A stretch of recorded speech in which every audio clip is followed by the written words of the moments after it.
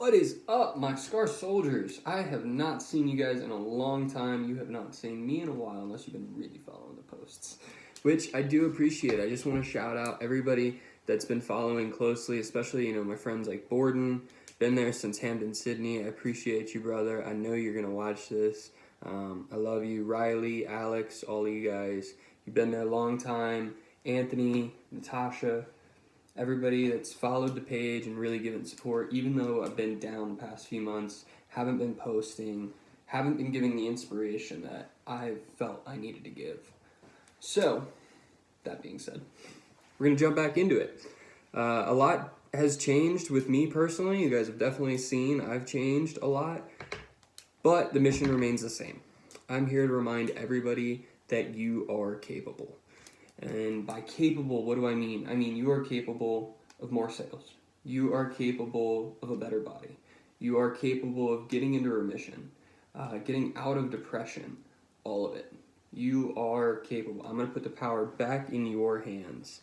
And that's what Scar Soldier is all about. I am about learning from my struggles, being forged in my fires, and you can too. So, today we're going to start with Zig Ziglar. You don't have to be great to get started, but you gotta get started to be great. I love that quote. It means a lot to me because I don't know what I'm doing, guys. I have absolutely no idea. I am diving into this head first and just gonna go for it and hope that the organization kind of comes with it. We're gonna see. I got a nice new setup and, really awesome book that I gotta shout out. Gator Little, thank you so much. I appreciate you, and that has helped me so much. Last thing I will shout out before we get started is going to be the brain juice coming out of HempWorks. It's a really, really awesome supplement. I don't absorb B12 well because of my Crohn's disease. They took out 3 feet of my intestines. For those of you that don't know, the part that they took out is the ileum, which absorbs B12. So this bad boy has a daily value of 125,000% your daily value of B12. So it really gets the brain juices flowing. I love it. Cool. Now that we've addressed those, we'll come back to this. The power of me. That's what we're talking about today. What is the power of me? Mind is everything. All right? What are you giving your power to? This was brought to me out of my own self-digging. I had a lot of time to personally reflect over the past few weeks, as well as reflect with both one of my best friends and my girlfriend. And in that reflection, I realized I was giving a lot of my self-power, a lot of my worth to inanimate objects, things that are completely outside my control. And what I want to ask is, what are you giving your power to? Is it alcohol? Maybe it's Coke. Maybe, bump Coke every weekend with your friends. Maybe you go out drinking not because you want to, but because you want to hide some pain. Maybe it's something you don't even see as negative. And that's where it gets really tricky. Is it sleeping pills? Maybe it's weed. That was a big one for me, was weed. Maybe your prescribed anti-anxiety medication. Another great one, vape nicotine. We're all nicotine fiends in this generation. What do you need in your day? What power are you giving that? Because at the end of the day, there's 4 needs. Need is a 4-letter word for a reason. You need food, water, sleep, and shelter. That's why it's a 4-letter word, is because you only need those 4 things. You were trapped on a desert island, you would be okay. And so, now that we've addressed those 4, I'm going to change your perspective a little bit. What do you want out of the things that you are giving so much power to? What do you want out of the things you call a need that truly aren't? Personally, I gave a lot of power to weed, marijuana. The reason being is I've had a really rough past with pain pills, and not in personal abuse, but in being told to take them by my doctors. 3 surgeries back to back. They put me on Dilaudid, and I was at 12 milligrams every 8 hours, I believe, for almost 2 months straight, just because of how many surgeries I had and how often. So they were constantly just doping me up. At that point, I remember giving my mom my pain pills and saying, I don't want these anymore. I knew I was going to suffer, but I did not want to be walking around and have the power of something else controlling me. Not in my mind, but in my heart.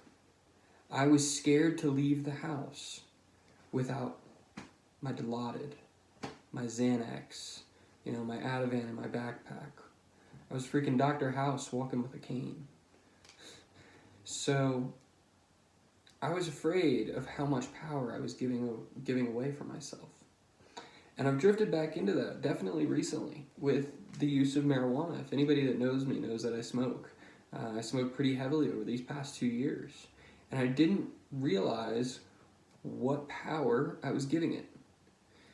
In the sense that I started smoking for stomach aches, and it saved my life. I'm here to tell all of you that deal with Crohn's, marijuana is a godsend, and it can really, really help. It's the reason I believe I'm in remission. That being said, I used it as a crutch. It saved my life, and so I used it saying it was medical.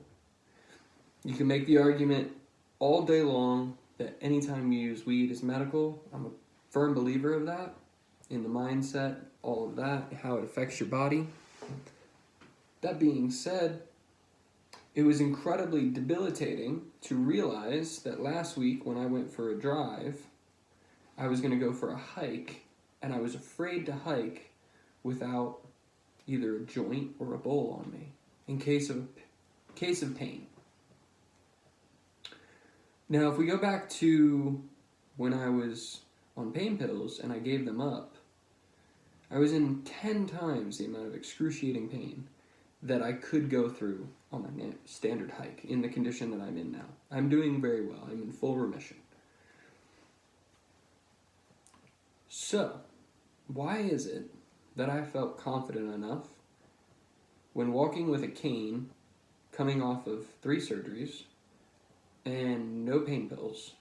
Why is it that I felt confident enough to go out for walks, to go for drives with no safety net? I had the power of myself, and I believed in the power of myself. I did not give my power away to marijuana. Now I feel as though I need to take it with me, or in case I have an emergency. Well, what if I have an emergency? A lot of you saw my recent video in the gym just this past week, where I had an excruciating episode for about 15 minutes. That's not a long time for Crohn's patients to have an episode, and I am very thankful that it was only 15 minutes. That being said, in my mind, I accepted that I may be there for an hour.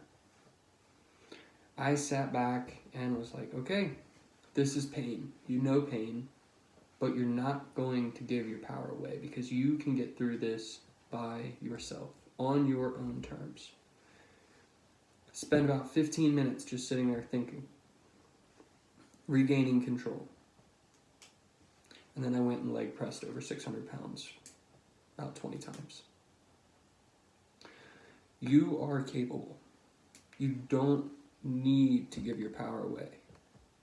Sometimes we think it's easier, and we don't realize that in that easy route, how complacent are we getting?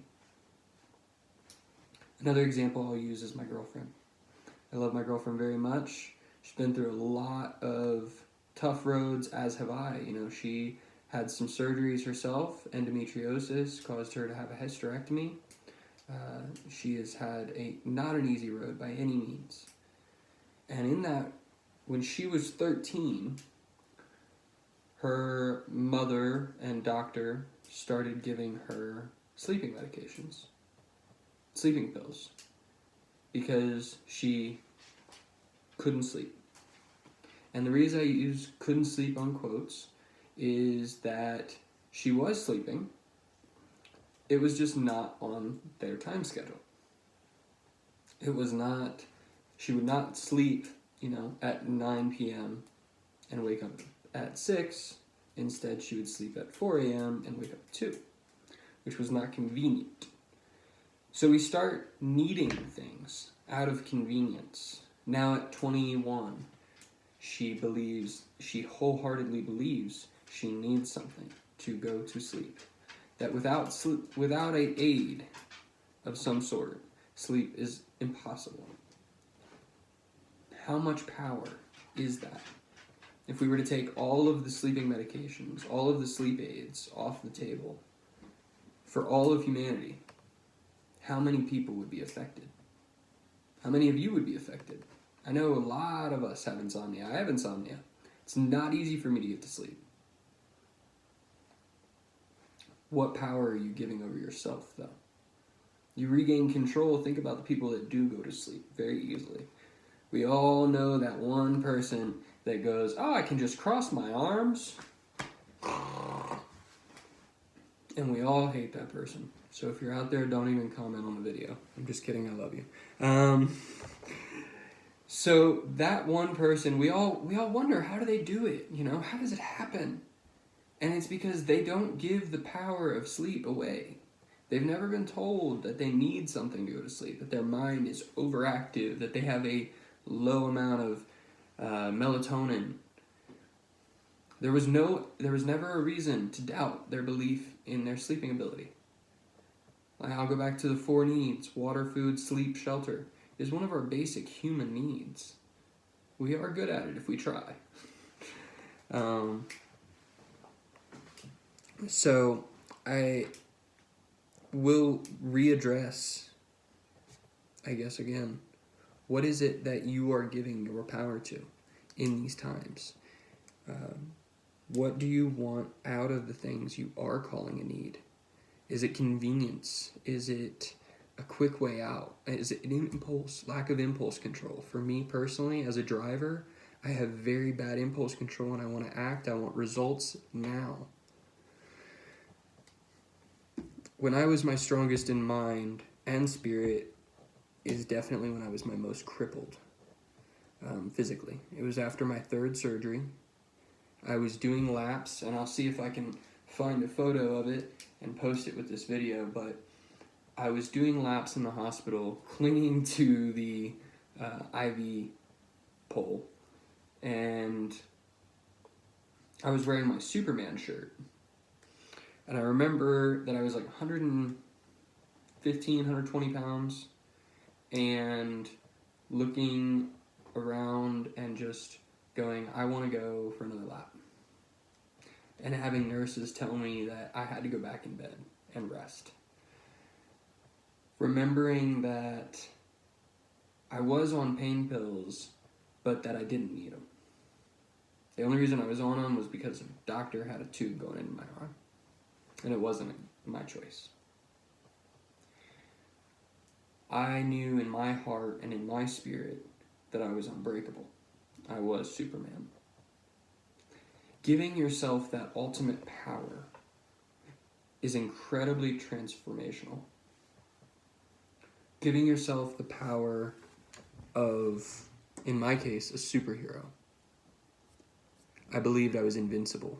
If you know me, you definitely heard me say, I'm Superman, nothing can kill me, even Clark Kent gets hurt sometimes. And the mindset behind that is pretty simple to follow, but I will explain that, Clark Kent is average Joe. He has his wants, his desires, and his pains. But you can't kill Superman. And at the end of the day, when that character needs to come about, it's always there. What's your inner superhero? It's going to conclude the power of me today, guys. And just reminding you, the power of me, mind, everything. I love you all.